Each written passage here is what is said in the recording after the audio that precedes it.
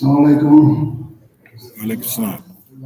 Brothers and sisters, Imam Khalil called me this morning right after Fajr and asked me could I give Khutbah today. I guess the usual brothers that give the Khutbah while he's gone were not available.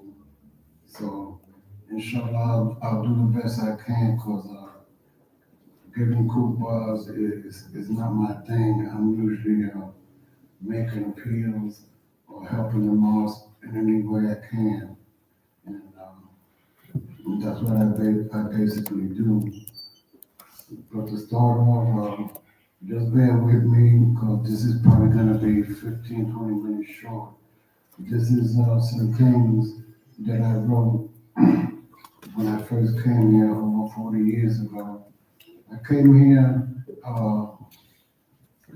to box in the convention center and Coliseum, and I met Imam Khalil. At the time that we just four of us here in this community, but Khalid, myself, and two other brothers and two sisters, and that was it. For Jumah, he would stand at the podium and give the Khutbah to two brothers, me and another brother, and that was it. Brothers came and brothers left, because most of them were medical students, went to Bowman Grade School of Medicine, and then when they got their degrees, they would move on with their careers. So it just got better and better, bigger and bigger. So now we have a good sized Jumah here in Winston-Salem. Like I said, on my way from New York, when I was coming out to box, I wrote a few things that were happening back then. I took Shahada in 1970, 54 years ago, alhamdulillah.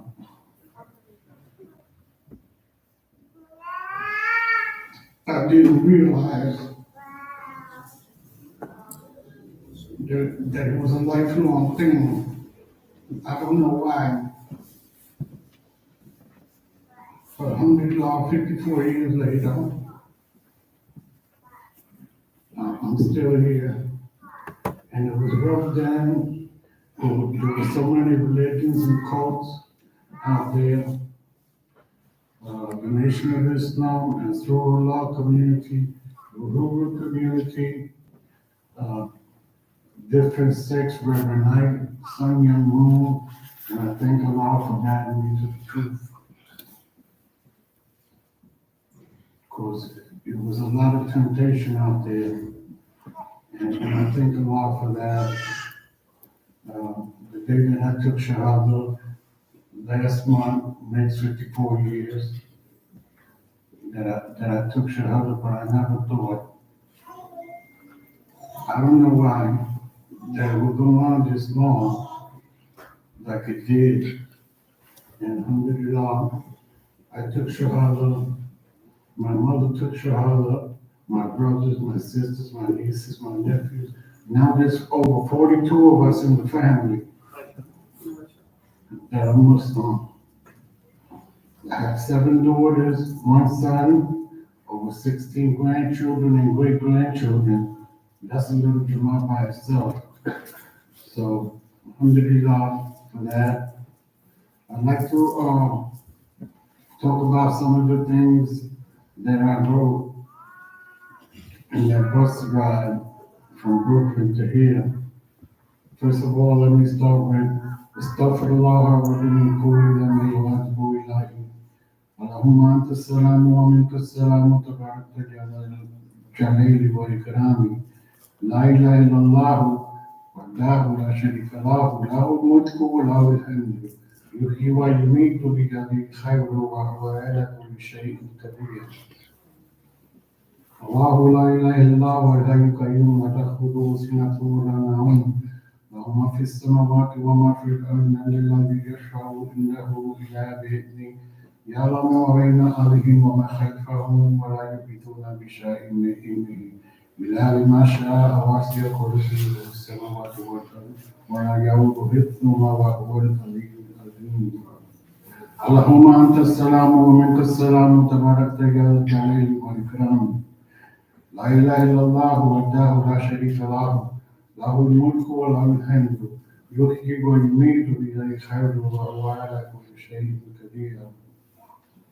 Alhamdulillah Rabbil Alameen. In the name of Allah, most gracious, most merciful, and praise belongs to Allah, the Lord of all the worlds. And praise be to Allah who created all in the heavens and on earth, and He has power over all things. And praise be to Allah, Him who He guides to the straight path, whomsoever He pleases. And I bear witness that there is no deity worthy of worship but Allah. He has no partners or associates, and there is none like unto Him. And I bear witness that Muhammad ibn Abdullah, sallallahu alaihi wasallam, is His slave, servant, and messenger. Allah, peace and blessings be upon your slave, servant, and messenger Muhammad, and upon his family and companions, all of them. Amen. O you believe, Allah and glorified be He, have said in the Quran, and we seek refuge from the rejected shaitan with the Almighty. According to the Yusuf Ali translation, Wattaqullah, so fear Allah, and on Allah let the believers put their trust. And Allah, the powerful, the mighty, has said in the Quran again, and the English translation, and put thy trust in Allah, and enough is Allah as a witness and disposer of your affairs. And Allah Almighty has said in His Quran, according to the translation in English, and never can a believing man or a believing woman, for it is not right for a believing man or believing woman, after Allah and His Messenger have decided an affair, for them to have an option or opinion in that affair. And whoever disobeys Allah or His Messenger, verily they have gone astray clearly. Brothers and sisters, today I would like to emphasize the trust that we should have in Allah subhanahu wa ta'ala. While many of us claim that we trust Him, I wonder how many of us really do. Rasulullah sallallahu alaihi wasallam trusted Allah very emphatically, and he demonstrated that trust in his everyday life. Prophet Muhammad sallallahu alaihi wasallam consistently looked for the guidance and the help from Allah only. Over 1400 years ago, our beloved Messenger Muhammad sallallahu alaihi wasallam said, Allahumma inni a'udhu bika min al-hammi was-hasani. O Allah, I seek thy refuge from anxiety and grief. This is what was happening back then in the 1970s, and it still applies today, that anxiety and grief. Anxiety and grief is nothing new for mankind. It was here 1400 years ago, and it was here since the first man, Adam, alayhi salam. Here, but the present generation, this present era, has rightly been called the age of anxiety. Anxiety is a painful apprehension, is an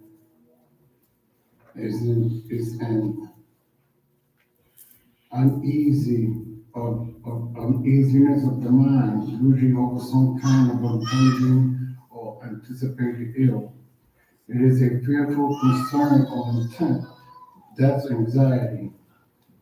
It's an abnormal and overwhelming sense of apprehension and fear, often marked by physiological changes in the body, like sweating of the hands, beating of the heart, tension, etc. Usually it accompanies some kind of doubt concerning the realities and the nature of a threat or a supposed threat, and also self-doubt about one's abilities to cope with whatever problems it is. There are brothers and sisters who can't deny that anxiety is a trademark of this particular era that we live in today. And none of us have been fortunate enough to escape totally from the clutches of this mind-crippling malady. Truly, this is the age of anxiety, and this is the society of the troubled hearts. The society of the troubled hearts. Brothers and sisters, we have found out that most people are caught up in a time machine. A time machine, we spend so much time everywhere but here, at the mosque, but have in the future,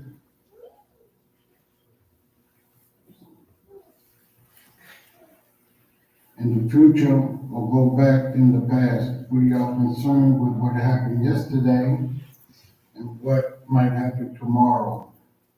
Anxiety is so often our conversion is what should have been, or what could have been, or what might be tomorrow. Too few worry about this. They are concerned what could be or what was, regretting the past, and preoccupation with the future can cause us to lose grip and to be grip with what's going on today. We're talking about anxiety and grief. And I ask brothers and sisters to please make doors for the brothers and sisters of Palestine, especially the children who are being slaughtered and murdered. Because the law says in the Quran that oppression is worse than murder. And they are oppressing these brothers and sisters day in and day out. Day in and day out. So Allah is saying it's better to just kill them than to put them through this torture day in and day out. We can't forget them. The best weapons that we have is dua. We need to make dua for these brothers and sisters. When I was living in New York, and Imam gave a Khutbah, and he said, all the Muslim countries that are surrounding Israel, if everyone would spit one time, we would drown Israel. I read hadiths and I wonder about it. We're supposed to be like the hand. If one finger hurts, the whole body hurts. Most of us ain't thinking about it, so we're not hurting. We're not hurting when we throw away food, when we abuse food, when we abuse things that these people go in trash cans for to eat. And we throw it away with waste. We waste.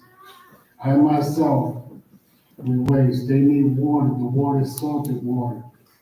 When we make wudu, the Prophet ﷺ used the cup to make wudu. Now we use about a gallon of water. But we waste. And you don't know what you have to the well once dry, brothers and sisters. I thank you for putting up with me. Like I said, this is in 54 years, this is the second Khutbah I have gave. Because this is not what I usually do. But the Imam asked me this morning, he asked me twice before, and I told him no, that I didn't give Khutbahs. Because I don't want to offend anybody by anything I'm going to say out of place. But I remind you that anything I said today that is true is from Allah. Anything I said today that isn't a mistake is from me, from my lack of knowledge. And may Allah increase us all in knowledge. Amen.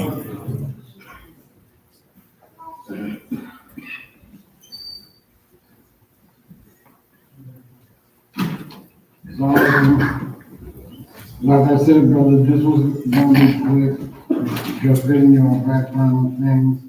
The second thing I'd like to talk about is the finances of the mosque. I know every time I get up here or get down here, I'm making an appeal for this or this or this or this or that. So we're gonna have to start putting a rope on them things. It was good to the point where we was giving over $1,000 every other week to some cause. It wasn't legit, but we can't keep on doing them things. We gotta take care of the laws first before we can help anybody out. because it was just starting to get out of hand. People were coming here non-Muslim, which really doesn't matter, but asking for $500, finding brothers cell phone texting and texting them that they needed money, stopping the brother at the gas station while he was pumping gas, telling him to stop pumping the gas and give her the money. People just coming out of nowhere. It seemed like alhamdulillah, the community mosque of Winston-Salem has a target on it for our generosity. But we came up with a list where there's other resources that people can go before they come to the mosque. Brothers and sisters, it takes over $2,500 a month to operate the mosque. We know this because some of our rent or our mortgages are over $1,000 a month, so the mosque is double that. This has nothing to do with your sadaqah.